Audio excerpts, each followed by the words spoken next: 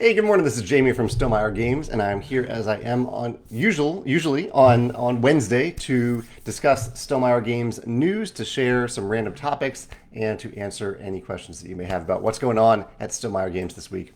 I'll start off with the chocolate of the day of today. What will be my chocolate of the day? I've been enjoying, so I've kind of gotten hooked on a local chocolate place called Cacao. I pick up their chocolate at the Tower Grove Farmers Market here in St. Louis on Saturday mornings, and they have, what do they call it? It's essentially a chocolate bar, but it's bark. It's chocolate bark, and it's so good. It's not visible if you go there. If you go to the stand, you have to kind of ask for it because they keep it in a cooler on these hot summer days. But it is such good chocolate. It is so good. Yeah, I highly recommend it. So that is my chocolate of the day. What is your treat of the day? I do think I need to. I don't eat, well. I eat a fair amount of sweets, but I also have a pretty balanced diet. I'm pretty active, but I did go to the doctor this week, and apparently my cholesterol is still a little higher than it should be. Um, so I need to probably cut back on the chocolate of the days a little bit, and a little bit of butter and things like that. But otherwise I do a lot of things that are actually pretty good for cholesterol, and so I'm a little surprised that the results came back so high. So if you have any tips for reducing cholesterol in a natural way based on your lifestyle and what you eat, I'd love to hear your thoughts on that, because I would like to not have to worry about that for the rest of my life.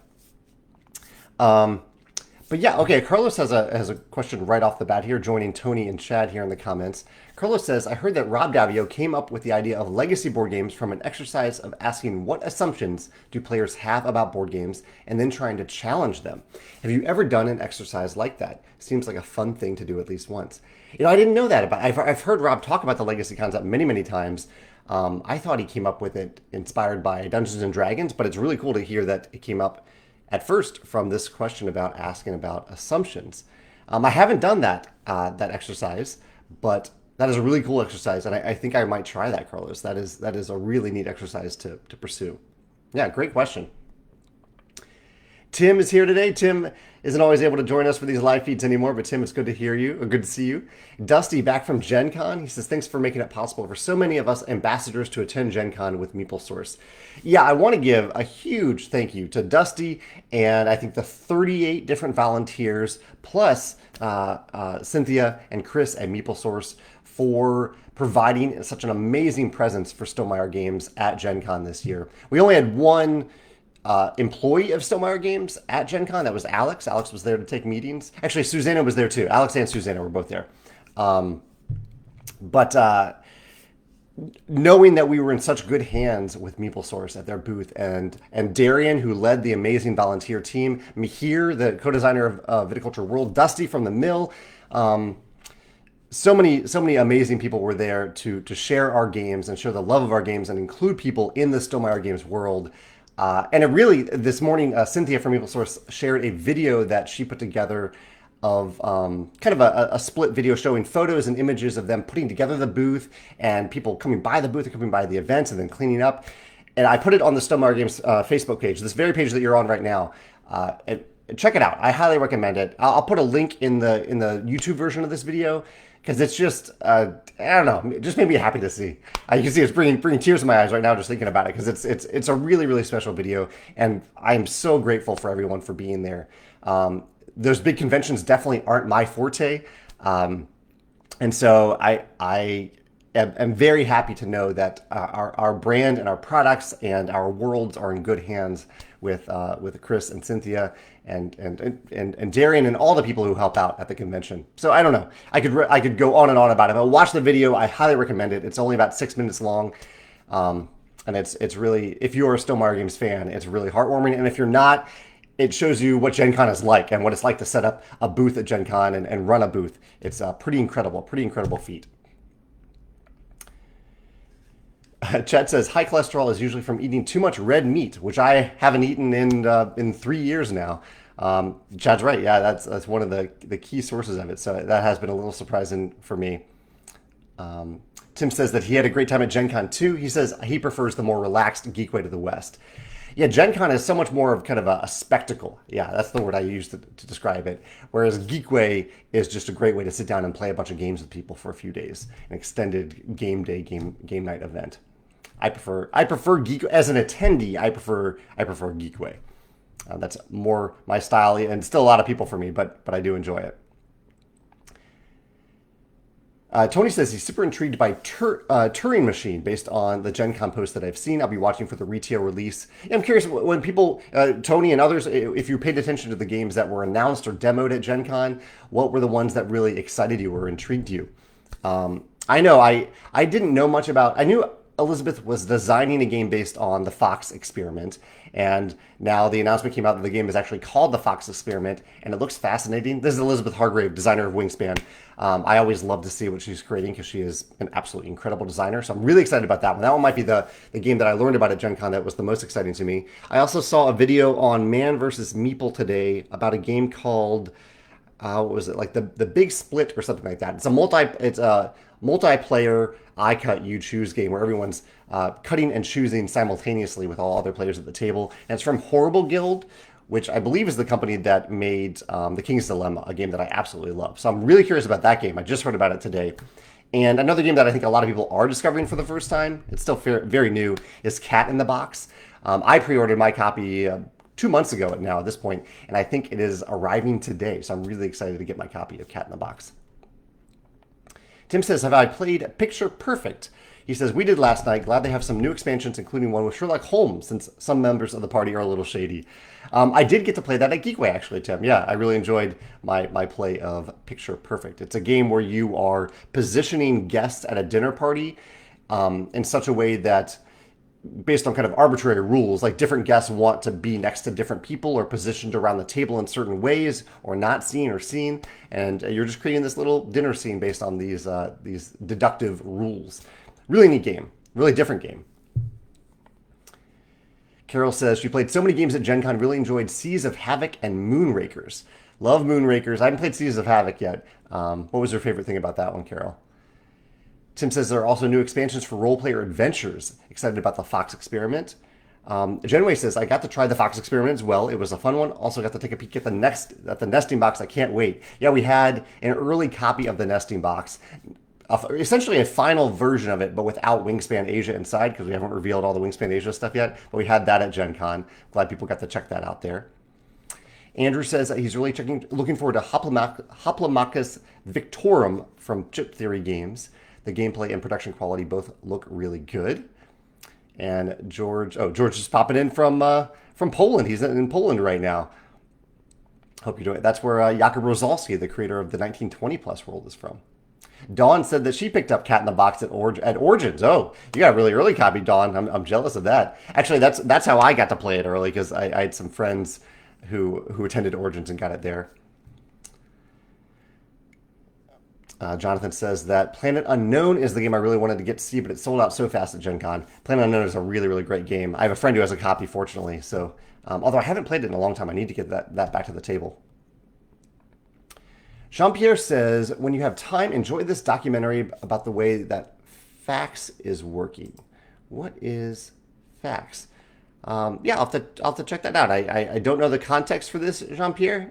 Feel free to provide a little bit more context, but I can't tell if it's just a random video that you're sharing or if it's related to Stonemaier Games or gaming in general, or it might be just something that you're excited about. That's fine too. Chad says, I never did ask, what did you think about Blake Crouch's new book, Upgrade? Yeah, I finished Upgrade a couple books ago. Really enjoyed it. Blake Crouch is just such an entertaining writer. Really enjoyed that book. And then I read Tomorrow and Tomorrow and Tomorrow after that, which is not a sci-fi or fantasy book like most of the books that I read, but it is, it's kind of a tale of two people who are designing video games. Fiction. It's a novel. And I highly recommend it. It's beautifully written. Not really the type of book that I can give spoilers about, but it's about a game design and a relationship between two people and other people too. And it's heartwarming, it's heartbreaking, really, really beautifully written book. Tomorrow and Tomorrow and Tomorrow. You get the chance to try that out. YX Tan says, interested to hear reviews of the Netflix and eBay games. I'm not familiar with those games. Are those games based on Netflix and eBay? I don't even know what an eBay game would be. Yeah, let me know what you're talking about there.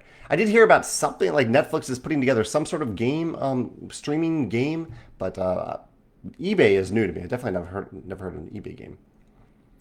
Chris said that he enjoyed Get On Board from ILO, Yellow. And Jean said Evergreen and Gartenbau were also sold out fast. Yeah, I wouldn't. So it's great for a game to sell out at Gen Con. Publishers can only ship so many games and can only stock so many games at Gen Con. So, yeah, I'm saying this because a game selling out fast does not necessarily mean that that it is a hot game necessarily. Just means they didn't have enough for the number of people who wanted it. But I'm glad to hear these names of games. Evergreen, Gartenbau. I think I've heard of Gartenbau. I haven't heard of Evergreen.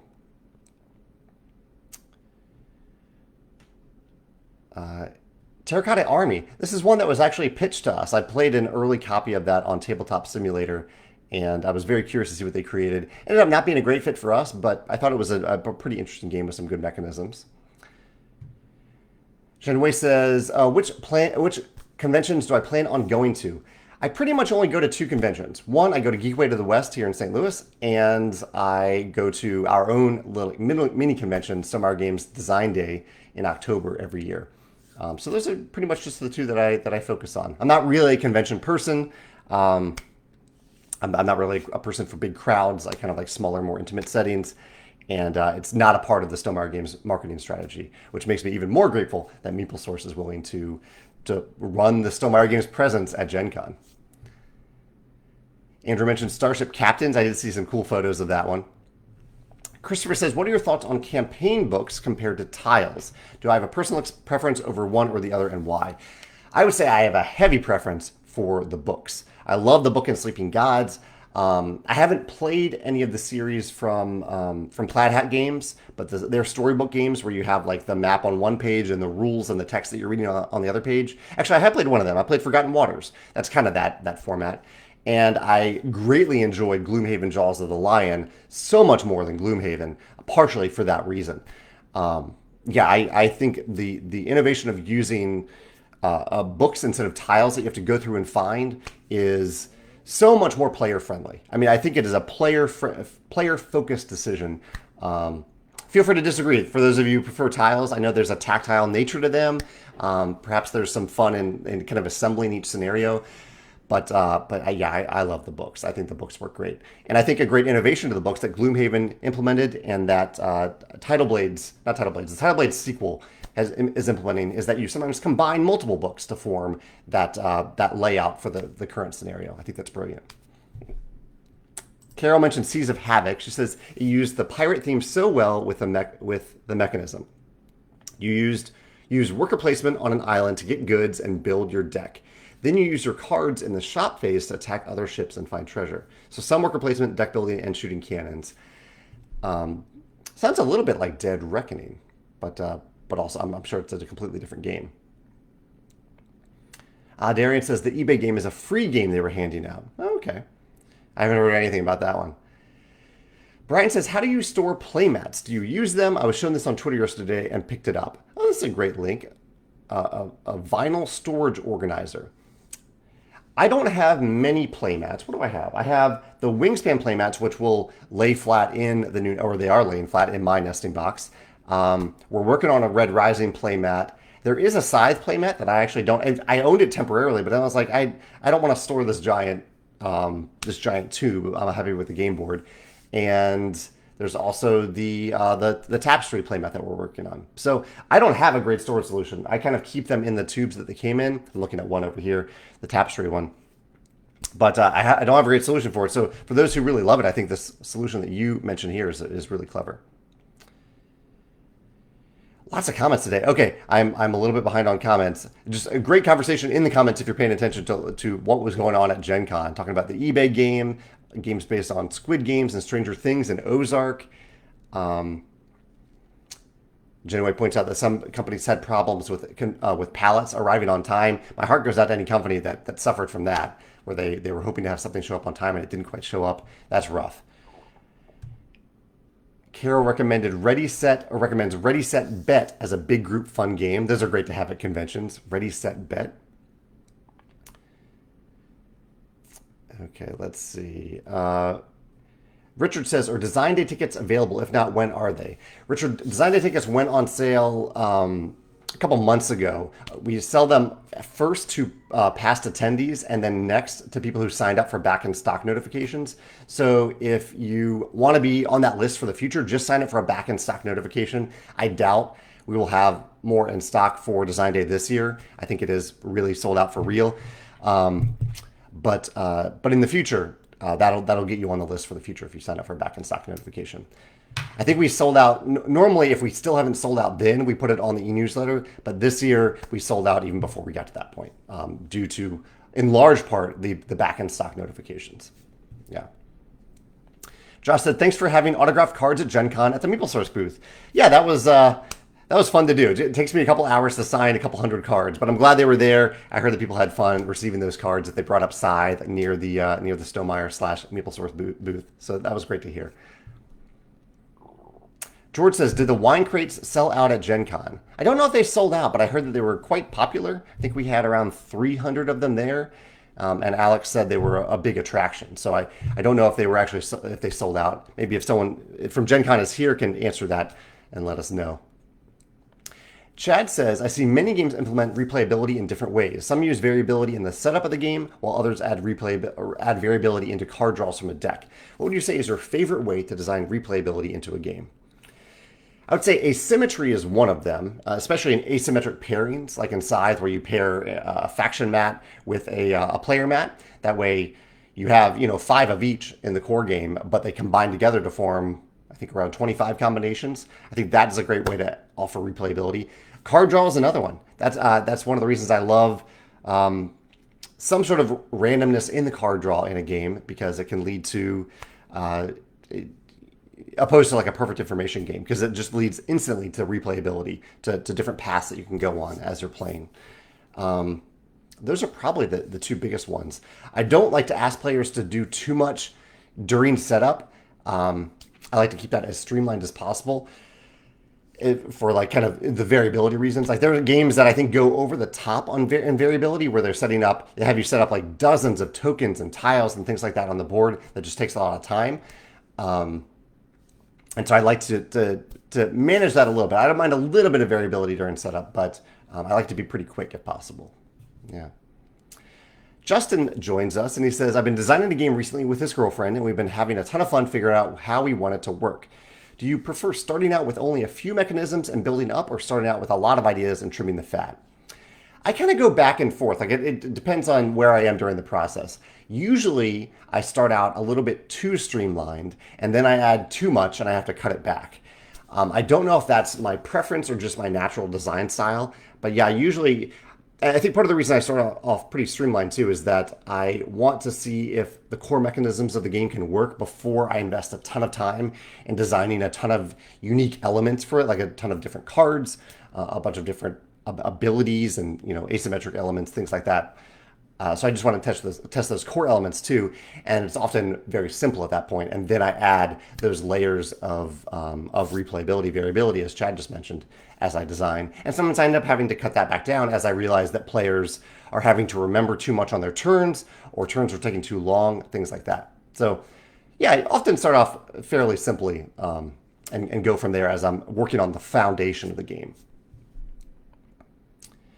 Dusty says, MeepleSource ran out of Tuscany and Oceania. They did ship a few wine crates back. Sold through most of them, though. Okay, that's awesome. That's great to hear. Thanks, Dusty, for chiming in about that. Jeff says that Nacho Pile from Pandasaurus is a press your luck game in the same vein as Uno for Schadenfreude. Fun, silly family game, comes in a potato chip bag with chip tokens.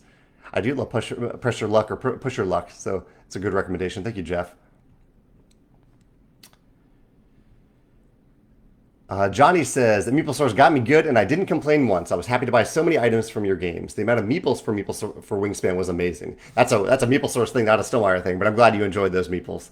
He says he had to choose 5, but I could have bought all of them. The big box art was beautiful for sure. Thank you, Johnny, for sharing that. And yeah, MeepleSource, I think they do an incredible job with their unique tokens. That's completely independent of Stonemaier Games, but it's always neat to see what they create with those unique birds.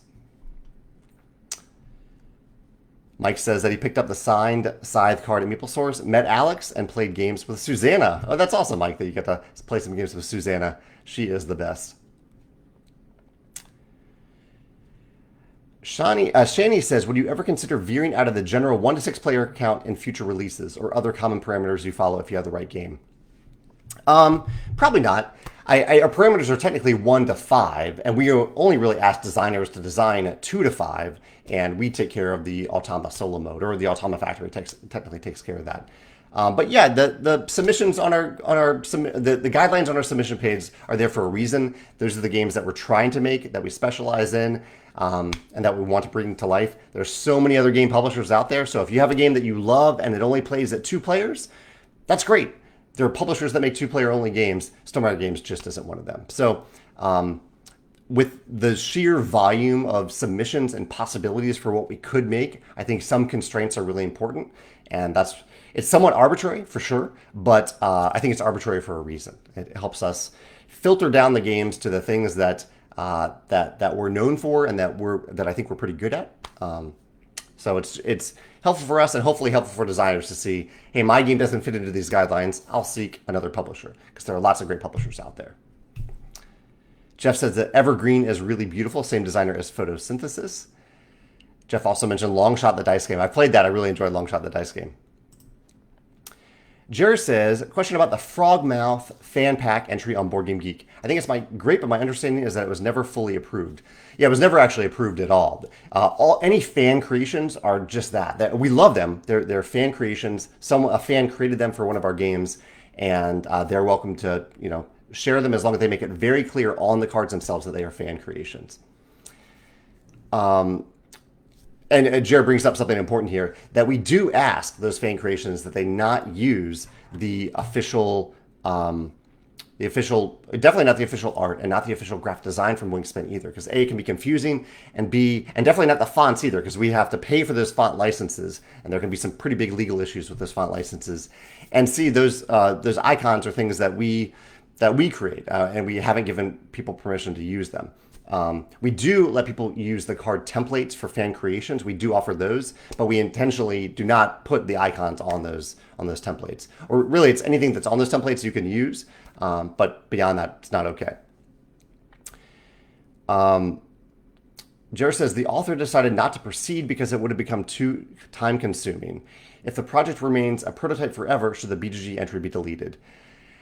Yeah, I don't really think that any fan creation should have a BGG entry. I think it's confusing for people. They confuse it with a real thing that was that's like an official Stonemaier thing, approved by Elizabeth, designed by Elizabeth. So yeah, I don't think that belongs on BoardGameGeek. I'm not saying that I don't appreciate the Frogmouth pack and any other fan-made creation that fans want to share. I see tons of cool card creations on the Wingspan Facebook page in particular. But I think it is important to have a delineation between a fan-made thing that they're sharing just because they love a game versus something that's officially posted on BoardGameGeek, which I think people can see and think, oh, like, why did I miss out on that? Did I not get it? Like, is this official? Is it not? But I can say that you will find Frogmouths in Stonemaier Games expansions. I think there are a few already in one of the expansions, the Oceania expansion, and you'll probably see some more in the future as well. Shaked says, how much of a wine connoisseur are you? Not much of one at all. Even though I designed a winemaking game, it was based on research, not necessarily out of a love for wine. He says, would you be interested in a bottle made at my father's vineyard here in Israel?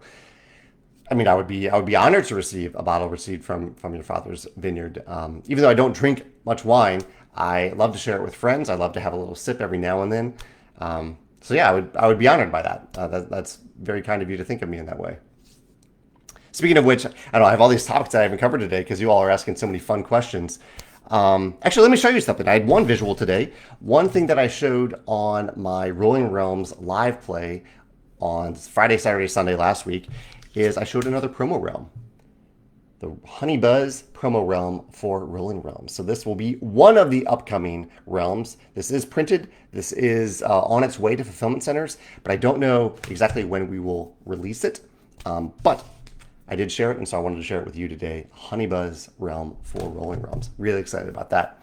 And also, Shakad's question reminded me that I hosted a little dinner and game night with some friends this past weekend. I made a curry dish, kind of a Japanese curry dish, and we played Everdell.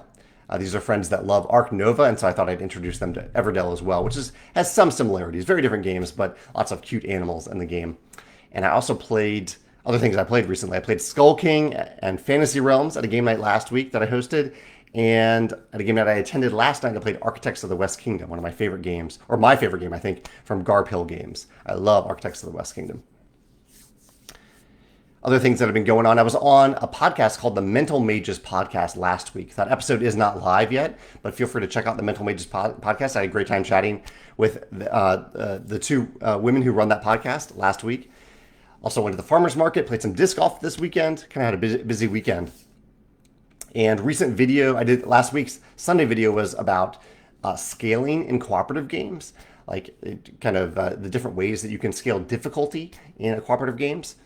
My blog post on Monday was about a different type of infographic that I've been testing to convey what a game is all about and whether or not you might be interested in a game or a product from Stonemaier Games. And also talked about on Thursday, I mentioned 3 things that other companies are doing that I think are really cool. I'll mention them briefly here, but feel free to check out the blog post. Far Off Games. Far Off Games did a charity auction last week on Board Game Geek, kind of in the vein of the Stonemaier Games charity auction. I thought that was really cool to see. I mentioned the showdowns in the Moonrakers Titan Kickstarter campaign that's happening right now. And after we played that game of Skull King game night last week, I thought it was really neat that the company that makes Skull King is called Grandpa Beck's Games. And Grandpa Beck's phone number is in the rulebook, there for you to call or text if you have any questions while you're playing the game, which I think is incredible.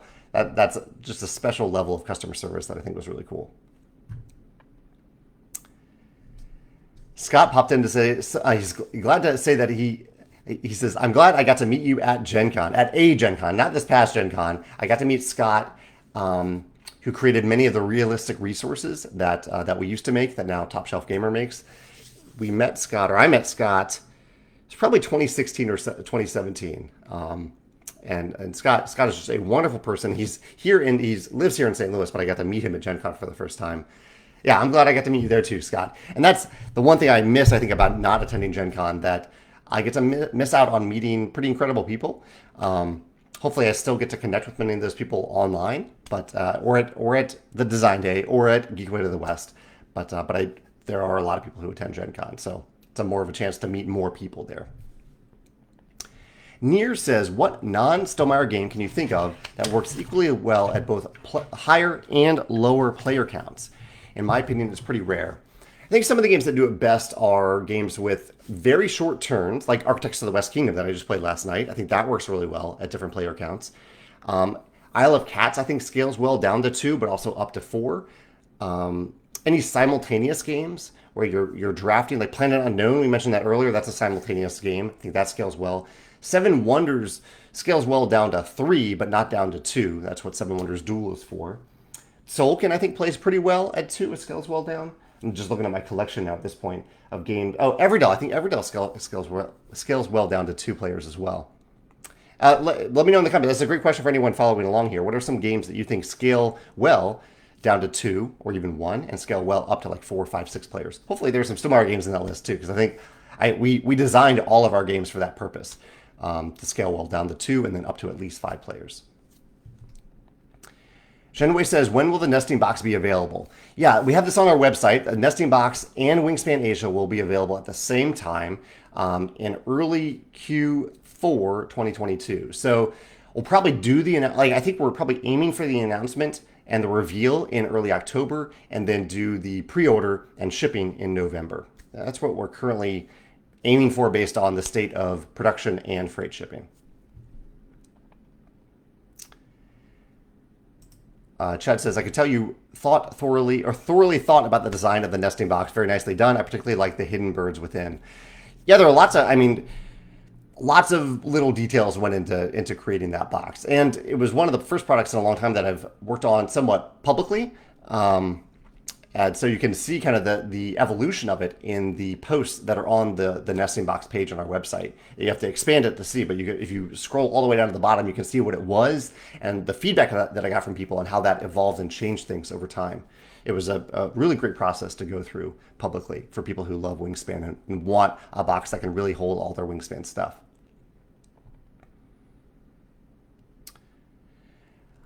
Mark, okay, Mark, you had a good point here. Mark brings up fan realms for rolling realms.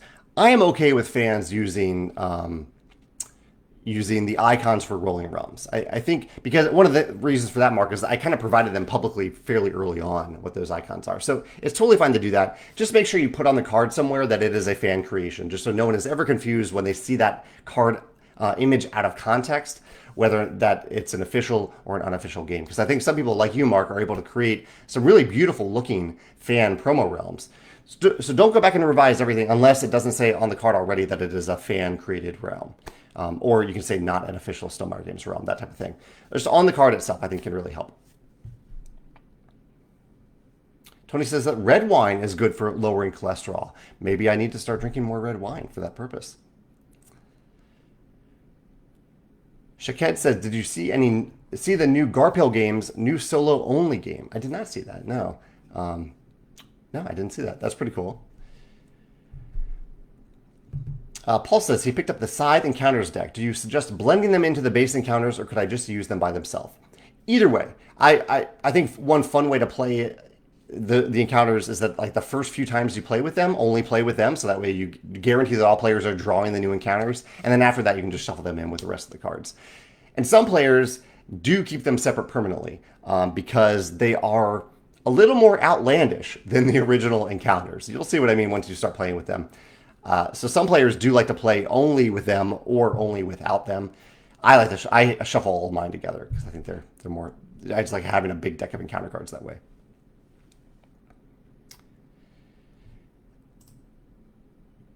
Let's see here. Lots of comments today. Let me see if I'm missing it. Oh, I should have led with this. Today is Scythe's birthday. Scythe's original retail release was on August 10th, 2016. So Scythe turned 6 today. Congratulations. Well, thank you. Not congratulations, but thank you to all of you who have supported and played Scythe over the years. It's been an amazing journey to be a part of the Scythe creation process with Jakob Rozalski and all the other designers who helped out. Kai Stark, Morton with Automa Factory, Ryan with The Rise of Fenris. Yeah, it's been an incredible journey with Scythe. We continue to support the game, even though we're not making new stuff for Scythe. And just incredible that Scythe is still bringing joy to people 6 years after the original retail release. So if I don't know if that's a motivating factor for you to bring Scythe to the table this weekend or this week, but if you want to celebrate Scythe's birthday, feel free to do that. I'm going to post about that in the Scythe Facebook group. I got to write that down to remember to do that. But yeah, happy birthday to Scythe today.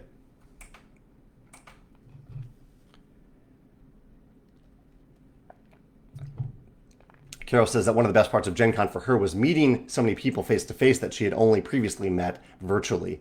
And that's I could totally relate to that, Carol. Christopher says, I was wondering if you could provide a peek behind the curtain when it comes to board game designers. Does Stonemaier Games seek out game designs from highly rated game designers, or do the game designers go through the same submission process as everyone else through the Stonemaier Games website? Yeah, everyone goes through the same process. When we seek out designers, it's pretty rare, but when we seek out designers, I'm much more interested in designers who have not already made a name for themselves, who are maybe just starting out that I've seen great things from. Whether it's a fan creation, like I mentioned Kai and Ryan a minute ago, like they weren't designers before that. They were just fans who created cool stuff for games, for Scythe in particular. But yeah, I think I'm generally more interested in elevating people who have not already had a voice in the game industry opposed to those who have. That said, if a highly acclaimed game designer that I love reaches out to me and says, hey, I have a game that I think would be a great fit for Stonemaier Games, I'm certainly intrigued. I still want them to go through the same submission process as everyone else, but I'll often check in to see what they actually submitted to see if it intrigues me, whereas Alan usually is the only one to see that stage of the submission process. I'm actually meeting with Alan today to play a game that was submitted to us, so I'm looking forward to that, doing that with him this afternoon. Carol says that Underwater Cities, Castles of Burgundy, Spirit Island, Viticulture Scythe, and Libertalia all scale great at different player counts. That's great to hear. Meeple House Games is popping in to join us today. Thanks for joining us. I think at Meeple House Games, you posted recently. What did you post very recently? You posted a review just the other day. Let me see if I can remember what it was. Yeah, I'm not remembering right now. But I know you just posted a review of something related to Stonemaier Games. Yeah, this is Josh that I got to meet at Geekway to the West recently. Josh posted a blog post about that meeting at Meeple. Maybe that's what I'm thinking of, about our the games that we played at Geekway, and that was fun to see. Dune says he thinks Dune Imperium. Near says that he thinks Dune Imperium scales at different player counts. I haven't actually played Dune Imperium at 2 yet. I've heard the bot is fine, but I think I'd rather play at 3 and 4 players without the bot. Chad says, did you notice that Blake Crouch put a lot of Stonemaier adjacent things in the upgrade book? I remember that the Stonemaier game, the St. Louis Arch and Scythe was in the book. I found that interesting. Yeah, it was I did notice that he prominently used the term Scythe throughout the book in reference to something other than the game. Scythe is also just a cool word, so it could have been a coincidence, but it would be awesome to hear if Blake Crouch is actually a gamer or is aware of Stonemaier games. That would be really cool. Molly's here. Hey, Molly. Molly says, I think Concordia Venus scales great. There are plenty of map sizes included, which is a great way to scale. Totally, yeah. Using maps to scale different maps, or clever maps like in Kemet, where everything is pretty much equidistant to everything else, is a great way to scale a game as well. Shenwei says, The Legacy of You. I think it's coming to Kickstarter within the week. I'm missing the reference for that now, but I think I have heard The Legacy of You. Looks interesting. I'll come back to comments in a second. Let's see. I showed the promo realm. Also been doing a lot of playtesting for a product that I've been working on recently. I think that's all the Stonemaier Games news. Okay, I can just focus on comments for the rest of the time. Oh, I meant to show the nesting box. Let me go get the nesting box real quick.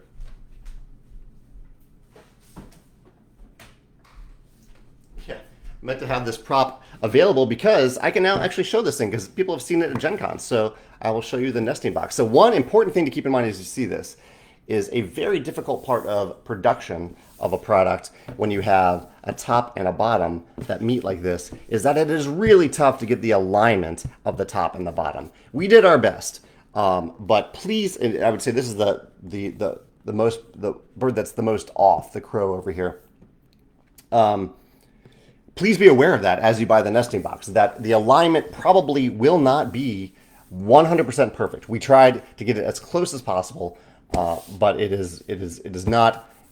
We're not able to get it exactly to match up the top and the bottom. So go into the box knowing that we're not going to replace box lids because all the box lids and the box tops are going to, like, that's just the way they are. There isn't a better fit than the one you receive. So if you think that will bother you to the point that you don't want to buy the nesting box as a result, please don't buy it. If you're okay with that, get it because it's pretty awesome. This is the top of the nesting box here. We have an eagle on the bottom. America. Yeah, that is the Wingspan box. I was very excited to showcase that for the first time at Gen Con, to show the whole thing. And now you can see the whole image on our website as well, on the nesting box page. Jerry says that Senate Magazine did a feature on Andrew Bosley and his art in the latest issue. Andrew showcased the different box art covers he did for the Tapestry-based game, but he said he doesn't recall the reason that led to the final box art being chosen. Do you remember what went into that final decision? It's been a long time. It usually comes down to like which one I just aesthetically like the best and that I think represents the game the best. And I think that's why I chose the top, the one that I ended up choosing. I think it also had the actual tapestry featured fairly prominently on it.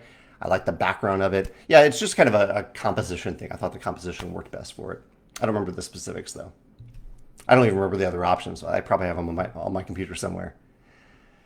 JB says that he started the Birds of Prey puzzle, the 1,500 piece Wingspan puzzle, a month ago. He says, I now reach the phase where I'm left with the white and blue background shade pieces. Challenging and very fun. That's great that you've been working on it. I'm glad you've been having fun with it. And it is a big challenge. We tried to make that background pretty simple. Not simple, not like easy simple, but not having variation in the colors and shades to make it a challenge, basically. A challenge of simplicity. Andrew says, I know you mentioned it before, but when is the Stonemaier anniversary? I know it's coming up. Yes, Andrew, thank you for asking about that. The Stonemaier anniversary month will start on August 31st and will continue all through September. We have a number of surprises for that month that are planned for you to kind of celebrate 10 years of Stonemaier Games, 10 years of you hopefully finding joy in our products and being welcomed into the Stonemaier Games world and universe. Can't wait, next month. So we're a couple weeks away from it at this point. I should probably mention it every week leading up to it. So I'm glad, Andrew, that you prompted me. But yeah, August 31st is the day when all of that stuff will be revealed. And actually, a little bit of it might be revealed to champions a few days before that.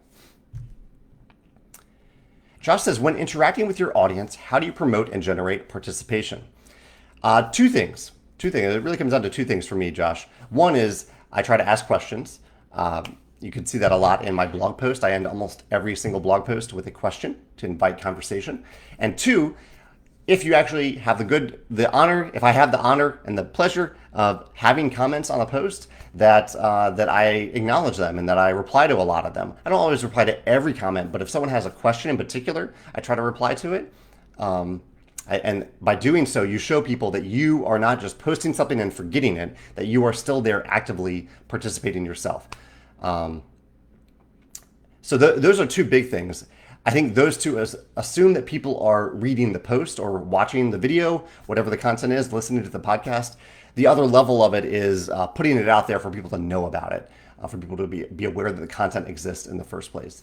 And so I think some of the ways to do that are share it in places where you think people might be interested in knowing about it. Both posting it on your own social media, but also going to various Facebook groups, for example, that are interested in that specific topic, and posting it there, and also in the post including a question to encourage participation right off the bat. I think I've seen the podcast. One of my friends, Jake, runs a podcast called Decision Space, and I think he's done a really good job of posting links to new podcast episodes in various places on Facebook in particular. To encourage participation and to encourage people to listen to the episodes and participate. Yeah. JB says, did I complete any Wingspan puzzle? I did not. No, Megan has completed all of them multiple times, but I have not myself completed them. Tony says he's recently saw an interview with Errol Ottis, an old school TSR game artist, where he was asked if he retained any of the original art prints of his artwork for the various AD&D products for which it was used. Do you happen to own any original art prints of any of the artwork for Stonemaier Games products? A lot of it is digital art, so a lot of it doesn't even have an original. But I do have a little bit because Wingspan illustrators Anna and Natalia have been very kind to send me one original illustration per game, per expansion. And so I now have 4 of these birds on the wall. I'm going to reveal the 4th one pretty soon because it's for Wingspan Asia. But I have the cover birds for the base game and the European expansion. And then we have a Tui, I believe, for Oceania, because Megan and I went to New Zealand right before the pandemic. We saw a bunch of Tuis there, and we were honored to have that on our wall. So those are all original. Those aren't prints. Those are the original illustrations, because Anna and Natalia work by hand, painstakingly. They spend, I think, upwards of 10 hours at least on each illustration before they scan it and kind of touch it up in Photoshop or Illustrator and then send it to us. I do have also a gift from Jakob. I have 2 giant Scythe art prints on my wall, but they're not original because Scythe is digital art. Yeah. YX10 says that they completed the Rise of Fenris and wished that the campaign was longer. Any plans for an epic story-driven campaign similar to Midera or Euthia? See, I actually like that you said that. I'm glad that you wanted to be longer. That's what I want. I would rather a campaign end when you're wanting more rather than drag on too long. So I kind of think that we hit the sweet spot there if we're making you if you want more out of it. And hopefully it still felt epic to you. I think that's the key. I still want it to feel epic. 8 games of any game, I think, is a pretty epic journey to go on by itself. Charterstone is a 12-game campaign, so Charterstone is a little bit longer. I wouldn't say that I'm all that interested in campaign games that are much longer than that, though, because I think that's a big commitment to ask for people to play when they have a lot of other games to play, one-off games and campaign games. So, yeah, I have some articles about campaign games and videos about campaign games and what I think is the ideal length. And I think for me, it caps out around... Like, I will gladly play a campaign that goes down to 5 games. But for a campaign game that I make, I think 15 would be the max, but probably closer to 10. I do have a game that I'm working on that does something a little bit different with a campaign format, where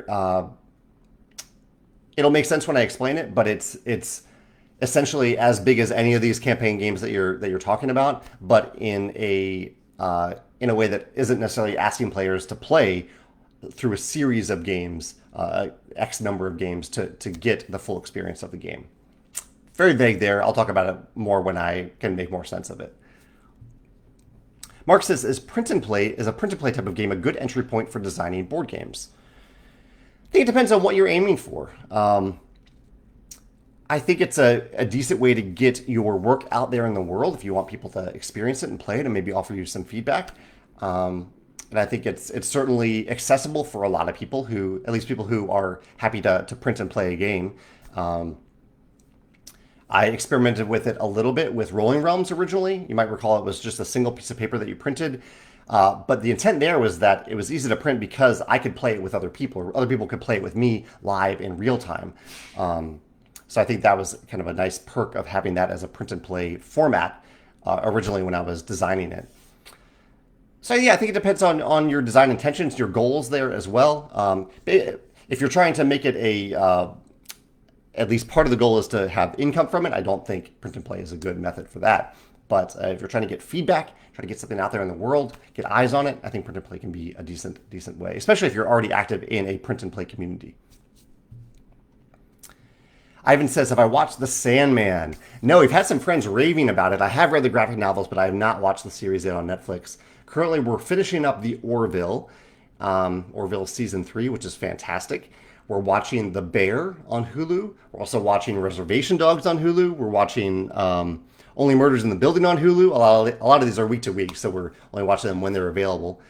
And I think our next nighttime show will either probably be The Sandman or will be Westworld, the latest season of Westworld, because we haven't watched any of those episodes yet.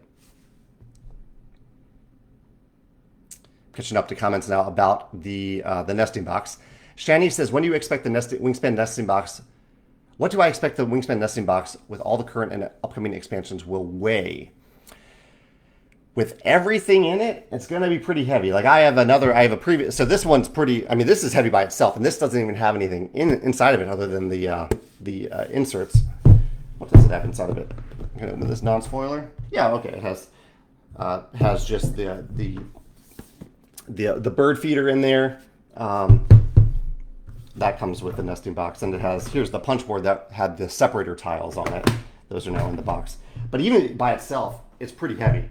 With all the stuff inside of it, including all the future stuff, maybe 20 pounds. Seems like a lot. Maybe 15 pounds. It's going to be pretty heavy.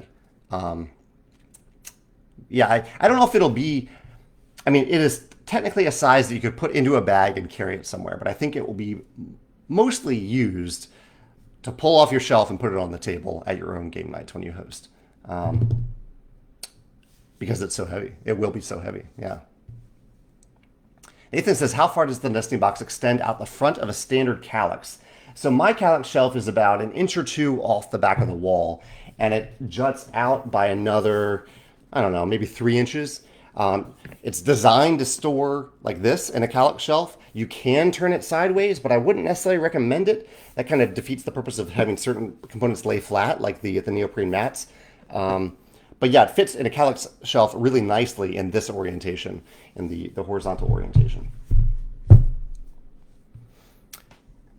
Molly says she likes the bird choices featured on the nesting box. Thank you, Molly. Yeah, we chose these birds to represent each of the different continents and regions that we're going to cover in the expansions and that are already covered. Yes, there's a penguin on there. Yeah, thank you.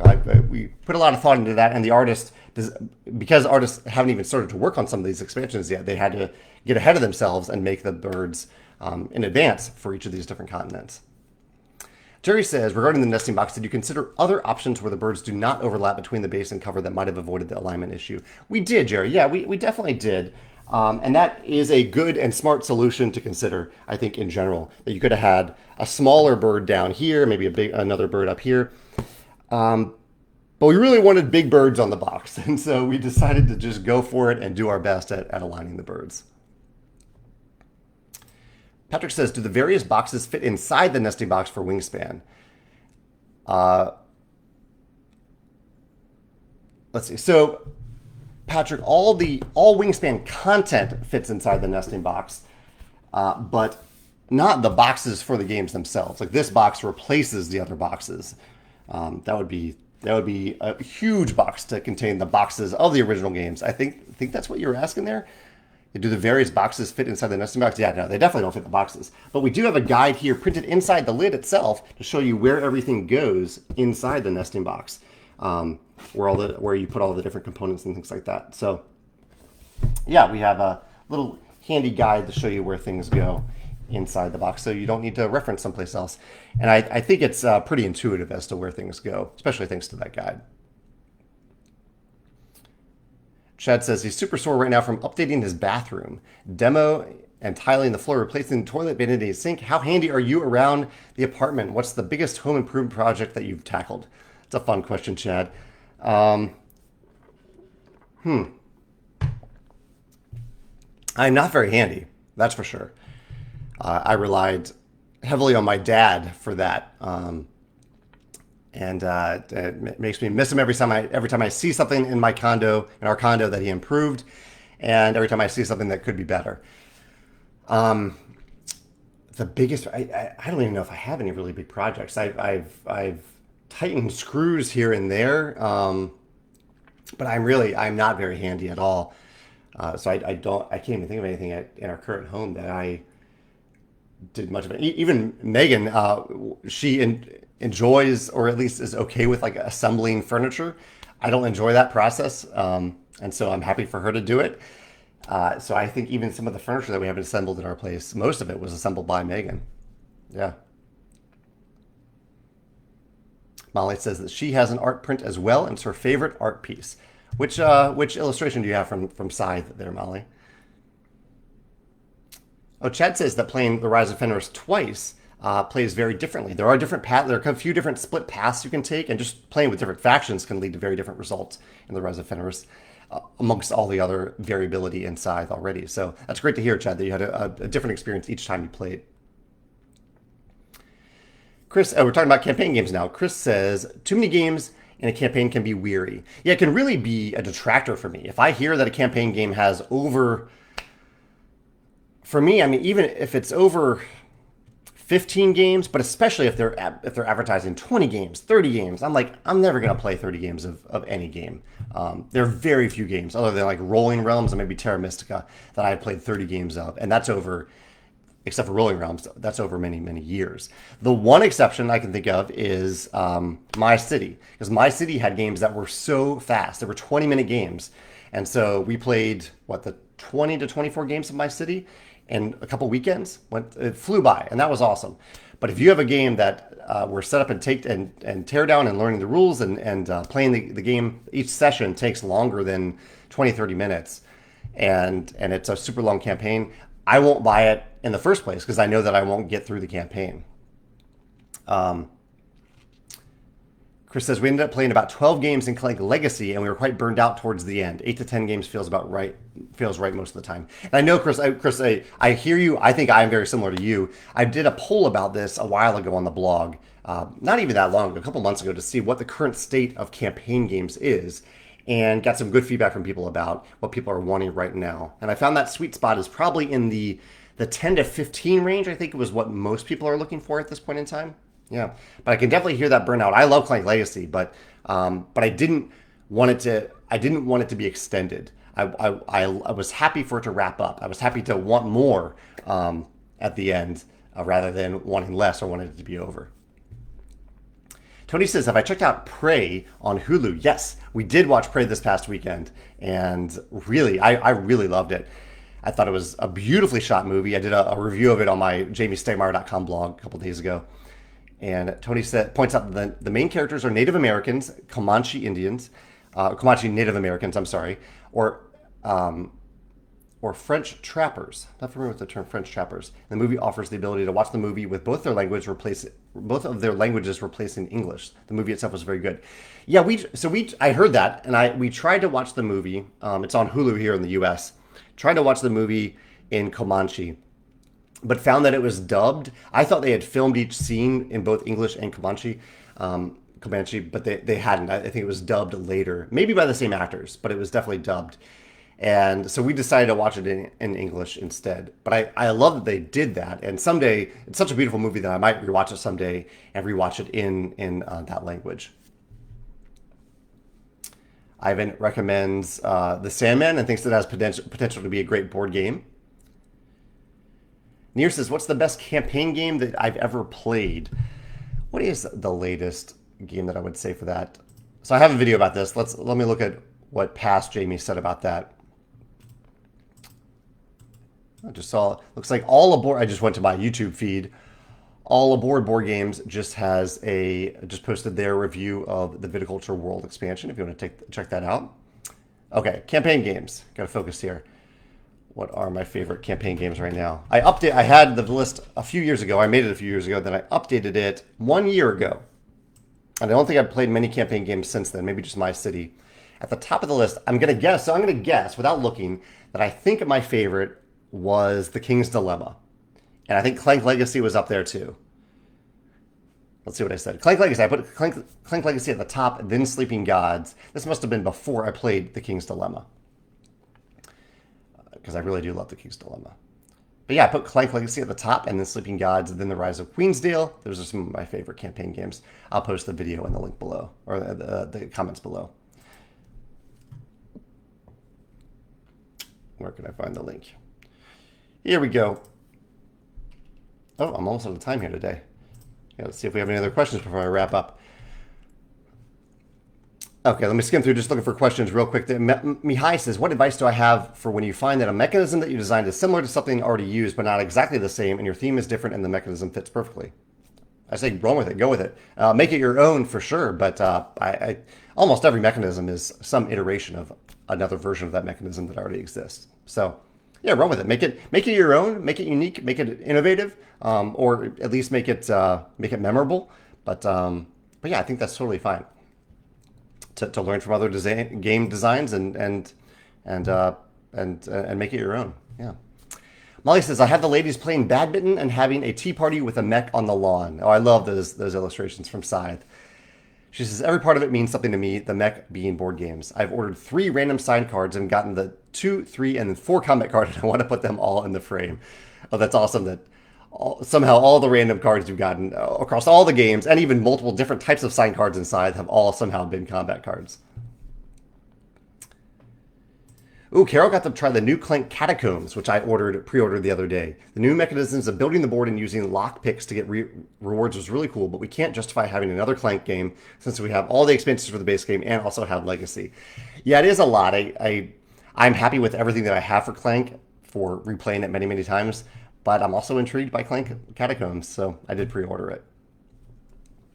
Patrick says, I think the trick to enjoying a longer Legacy game is finding a group that can stay together for a while and playing just 2 or 3 games in a session. That definitely does help when you can play multiple games in a session. And for me, I found that it's super helpful to have campaign games. In fact, I will not buy a campaign game if it does not play well at 2, because I think the greatest chance that I have of getting through a campaign game and enjoying it is playing it with Megan. And so for any campaign game that I'm interested in, I talk to Megan about it, I see if she's interested, and then I buy it. But without that, Near also mentioned Role Player Adventures. Yes, that was before I made the list. Yeah, let's see. Games I played after filming this list include My City, The King's Dilemma, Role Player Adventures, and The Adventures of Robin Hood. I don't know if All of those would have made the top 10, but I really enjoyed all four of those. Yeah, I mean, it's a good, yeah, actually, looking at the list now, I can see those maybe bumping off the bottom four. Yeah, those are really good games. Not, and they might even be slotted up top. Role Player Adventures, I loved. One of the best campaign games I've ever played. I have a full like 45-minute video about how much I loved it and all the different mechanisms and things I loved about it. That might be in the top spot. The King's Dilemma is also absolutely amazing. Yeah, that's tough. These are good games on this list. I actually don't even know if I mentioned here. Did I mention the? There's a yeah. I didn't mention it anywhere here in the comments about the what is the game? What is the dice game? I'll think about it later when I put it on here. The I'm totally blanking on it. Can't remember it, but I'll think of it in a second. There's a little mini campaign expansion for a game that I love, and I'm blanking on the name of the game. It's a game where you're rolling dice, and everybody gets the benefit from the dice. It doesn't have dice in the name. Megan, are you here? No, Megan's not here. Okay, Megan would know what it is. Sean says, my voice is going deep every so often. Yeah, I think because I'm parched. I'm a little thirsty. Mark, I have not played Wild Serengeti, no. And I have not played Brazil Imperium either. But Simon, sounds like I need to. I think you've mentioned that a few times. Hilda says that she's going to play Robin Hood, or just picked up Robin Hood. Oh, here's Megan. What is the dice game that we always play with Adam and Mel that we love? Space Base. Space Base. The expansion is Space Base. Thank you, Carol. Carol got it too. All right, Megan's here, so I'm here. I'm going to go eat lunch. Thank you so much for joining me today for this chat. Lots of great comments, great discussion about Gen Con. Great to hear from all of you, and I will see you next Wednesday for more fun. Yeah, I don't think I have anything special to reveal next Wednesday, but I'll just be here to talk to you again for another hour. I'll see you then. Bye.